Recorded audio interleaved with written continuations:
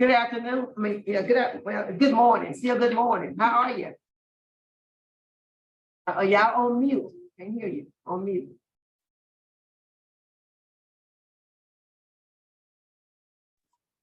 I'm good. How are you doing? You hear me now? I can hear you now. Look at you operating that thing. Good for you. Just sit back a little bit. Your face is kind of up. There you go. That's a little better. Very good. Very good. All right. Give us your name and DOC number, please. My name is Clint Michael Ferguson. My number is 315-547.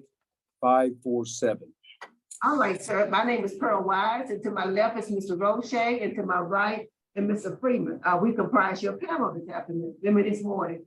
Let me explain the process to you. We're going to read some information to the record, and then we're going to conduct an interview with you, starting with Mr. Freeman. After we finish our interview, it looks like we have no visitors today. Is that correct? No visitors. We have no visitors with you today. Is that correct? No, ma'am. That's correct. I saw you waving at somebody, like maybe he has somebody on Zoom that we don't see, but okay. No, this is Mr. Murphy. I had stepped out of the room. He was just trying to get our attention, letting us know y'all are back on. Oh, okay. I thought you were waving at us, Mr. Murphy. Okay, good. Now, after we finish our interview, we're going to ask Mr. Murphy to give us an update on how you've been doing. And then after all the questioning, before we vote, we're going to give you an opportunity to tell us whatever you want us to know, and then we'll render our final decision. You understand the process? Yes, ma'am. I'm going to read the information to the record. Your recorded name is listed as Clint Michael Ferguson. Your DOC number is 315-547. You are a fifth felony offender, and your current offense is theft of a motor vehicle. You received 3 years hard labor, 3 years hard labor consecutive. Your total DOC sentence is listed as 6 years. So you had 2 counts of theft of a motor vehicle. Okay. Your parole eligibility date is listed as July 4th of 2023. Your good time date is February 11th of 2024. And your full term date is January the 4th of 2028. That sound about right, sir? Yes, ma'am. That all sounds correct. Freeman. Okay, Mr. Ferguson, how old are you? I am 50 years old. And how long have you been in jail on this charge? This is the 14th month. You stole 2 vehicles. And it looks like both were from casino. Were you addicted to drugs at that time? Yes, I was. Yes, I was, sir. What did you do with those vehicles? I took one of them and sold it. And then the other one, another gentleman drove it, and that's the one that he was pulled over in. And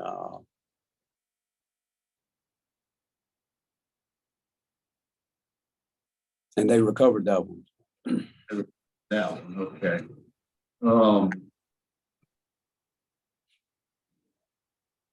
You've been on supervision 3 separate times. One has been revoked. What kind of treatment have you received for your drugs and alcohol? Since I've been here, I went through this Steve Hoyle program, and I've been through the classes for the victim awareness, the MRT. I believe that one helped me probably the most. It taught me a lot about some of the defense mechanisms I've used in the past, where I usually focus on somebody's negative situation and understand how that would kind of insulate my personality and keep me justifying my behaviors when I blame others and things like that.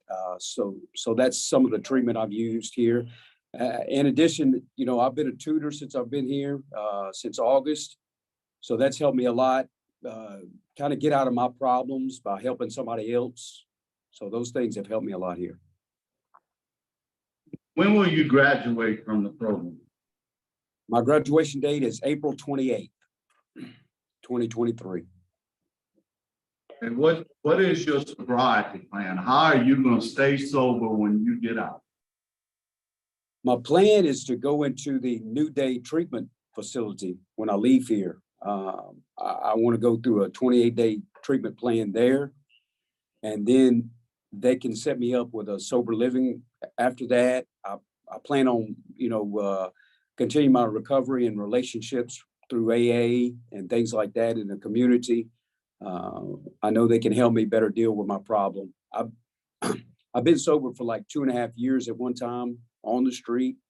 And I realize it's my thinking that always leads me back to bad decisions. So I just need people to help me in that area. And what is gonna be your transition plan after that? Where are you gonna live? Where are you gonna work? At one time, I've owned my own catering business. So I plan on forming relationships in the community to help me open up my own restaurant. I'll do that by, having a relationship with a banker, a lawyer, insurance agent, an accountant, like I've done before.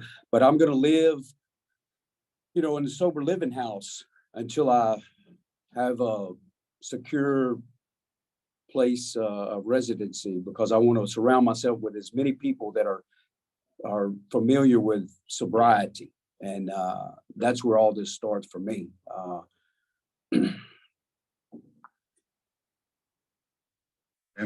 I think you've taken a lot of classes, thinking for a change, victim awareness. What did you get out of victim awareness?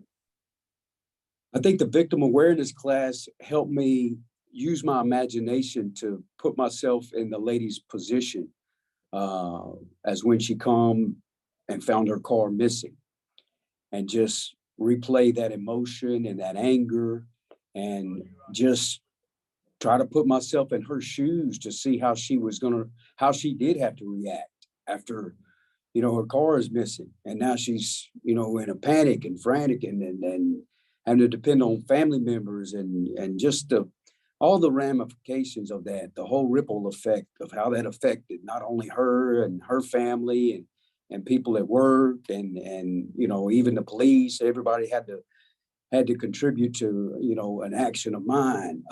So I think that victim awareness really helped me put my mind and use my imagination, like I said, to go through what that might have been like for them. Okay. I've read your report from Steve Hall, which is one of the best reports I've ever read. You've received 6 positive behavior reports in treatment so far, 4 which were for participation in treatment groups and 2 for helping to the classes. So you have given back to your community. And you should be commended for that. Gordon, do you have anything to say about Mr. Ferguson? I think members of the board, were you referring to me, sir, as Mr. Murphy? Yes, sir. Okay, I apologize. Our video feed is always kind of up and down.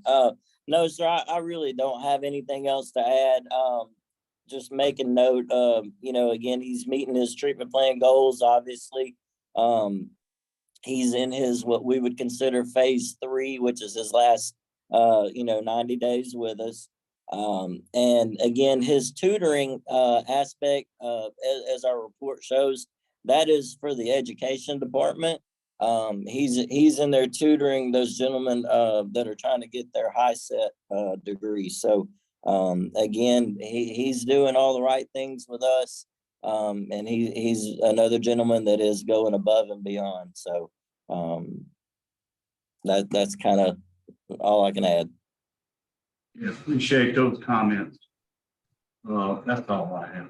All right. You said you were in the restaurant business. What is your specialty? What do you cook? My grandmother, she was born in New Orleans, and I grew up, cooking Cajun food, but I spent some time in Texas. So I really become really good at cooking barbecue. That's what I featured. I started out with brisket because I learned some good techniques on marinating, and I read a lot of books, and I've been around some good people. And then I got into like brisket tacos and, you know, pulled pork and all that kind of stuff. So that's what I feature. Barbecue. Well, what I've seen a lot of people who can cook real well, instead of having all the overhead and all the headache of opening a restaurant, you can go and just market your brisket on somebody's menu and don't have all the headache. I just want to put that idea out to you. Yes, Just do ma'am. your- I appreciate that.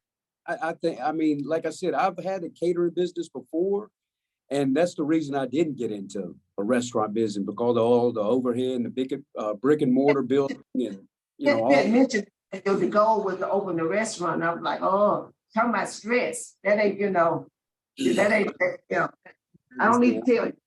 And I do want to say for the record that probation parole was able to reach your victims, and they are opposed to your early release. I'm just stating that for the record. There's nothing you can do about it, but just stating that for the record. And we also have law enforcement opposition to your early release. And again, I'm just stating that you'll be on the record. Anybody, no other comments? And we have no speakers for you. So is there anything you want to tell this panel before we vote? Yes, ma'am. I just wanted to say that I'm a man who, through trouble and adversity from my wrong choices of my own, understood that I needed a change. I've accepted full responsibility for my actions and have used this time to understand the problem with my thinking. I know my recovery is in relationships, and I've took the advice of people who have gone before me and accepted the responsibility of my new way of life. It is a privilege, therefore I'm loyal to God and others, because all I have is what's been given to me. Through the power of God, I now have the ability to control my emotions and actions regardless of circumstance.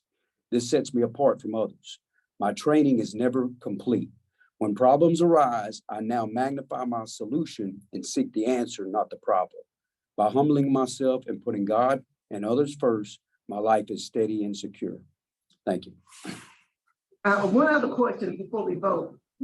There was some indication of Exit 318 program. Do you plan on going there? Is that your plan? Yeah. Yes, ma'am. Yes, ma'am. That's my plan.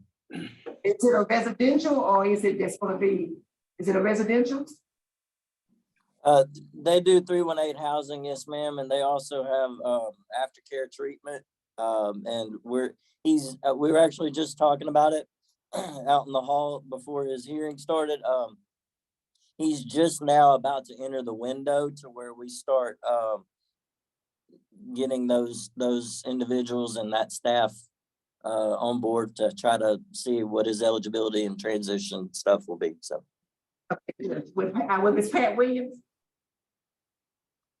yes, ma'am. Okay, gotcha. I want to make sure we're on the right program. All right, thank you. That's all I had. Panel ready to vote? Yes.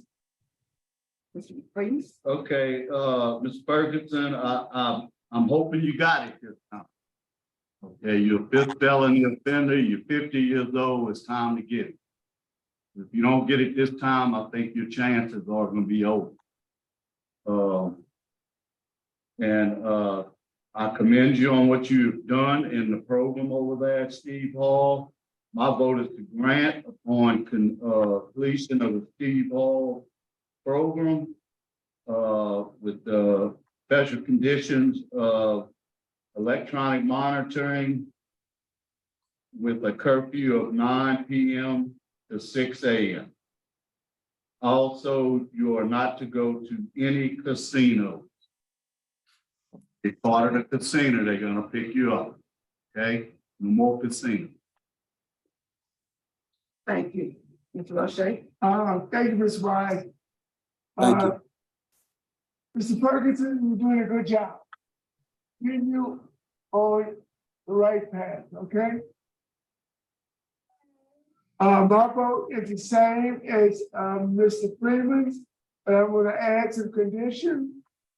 Follow all recommendations of the Steve Hall program. And I want you to attend at least 3 AA meetings a week. Good luck. Thank you.